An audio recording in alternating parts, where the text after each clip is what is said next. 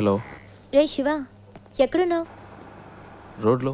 తను తన ఇంట్లో. ఏమైందిరా? అంతా అయిపోయింది. Drama finish. అడ్రస్ దొరికింది. తను చేరాల్సిన చోటుకి చేరింది. రే, నువ్వేమైనా చెప్పావా? తనేం చెప్పింది? చెప్పింది అన్నిటికీ థ్యాంక్స్ అని. ఇంకేం చెప్పలేదా? ఇంకేం చెప్తుంది? అంతకంటే ఏముంది. తను ఇప్పటికైనా అక్కడికి వచ్చినందుకు అందరూ సంతోషించారు. నేను అక్కడ ఎందుకున్నానో నాకే అర్థం కాలేదు. వచ్చిన పని అయిపోయిందని అనిపించింది, అందుకే వచ్చేసా. బెంగళూరు నుంచి బాంబే వరకు వచ్చాను. అది నాకు పెద్ద దూరం అనిపించలేదు. ఇప్పుడు తన్ని ఇంట్లో వదిలేసి రోడ్డు వరకే వచ్చాను. బాగా దూరం అయిపోయినట్టుంది ప్రియా. ఏడు పోస్తున్నట్టుంది. రే, నువ్వు ఊహించినట్టు ఏం జరగదు. ధైర్యంగా ఉండు. రే, వాడు బాధలో ఏదేదో మాట్లాడుతున్నాడు. నువ్వు మాట్లాడు. రే శివ, ఆనంద్ నేను మాట్లాడుతున్నాను. ఏమైందిరా? రే, నేను ట్రాఫిక్లో ఉన్నాను రా, తర్వాత చేస్తాను.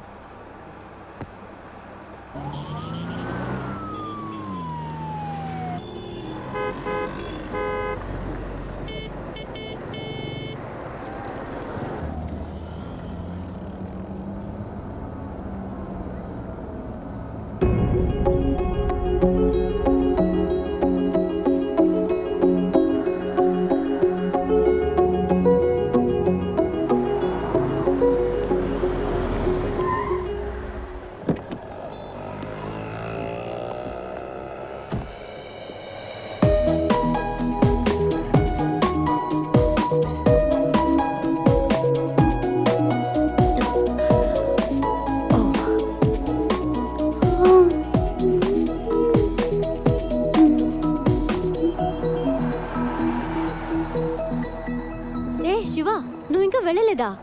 ఓహ్, ఇంకా బొంబాయిలోనే తిరుగుతున్నావా? నీ ప్రాబ్లం సాల్వ్ అయిందా లేదా? మా అంకుల్తో చెప్పి నీకేమైనా హెల్ప్ చేయమన్నా?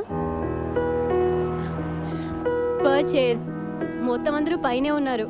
సడన్ గా తీసుకొచ్చారు. అది తీసుకో ఇది తీసుకొని ఒకటే గొడవ. ప్రాణం తీసేస్తున్నారు. నువ్వు ఇంట్లోనే చూసావు కదా ఎలా నెత్తి మీద పెట్టుకున్నారో. ఇలా చెప్పా పెట్టకుండా తీసుకొచ్చేసి అది కావాలా ఇది కావాలని అడిగితే మనకే ఇబ్బందిగా ఉంటుంది కదా.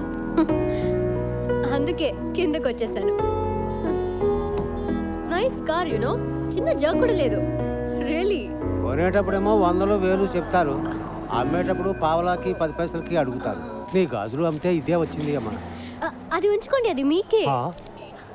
మనకి మంచి లైఫ్ స్టార్ట్ అయింది. గేట్ దగ్గర నుంచున్నాడు. ఎందుకు పాతవని చేతికున్న గాజులు తీసిచ్చాను. అవమ్మేసి నాకే తెచ్చిస్తున్నాడు. ఏమిటి అమ్మా నువ్వు? బస్కి ట్రైన్కి కూడా డబ్బులు లేవు, ఈ గాజులు అమ్మి పెట్టండి అని అడిగినావు. నీ డబ్బు నాకు ఎందుకు అమ్మా? ఇదిగో కష్టపడి సంపాదించిన డబ్బే నిలబట్టలేదు.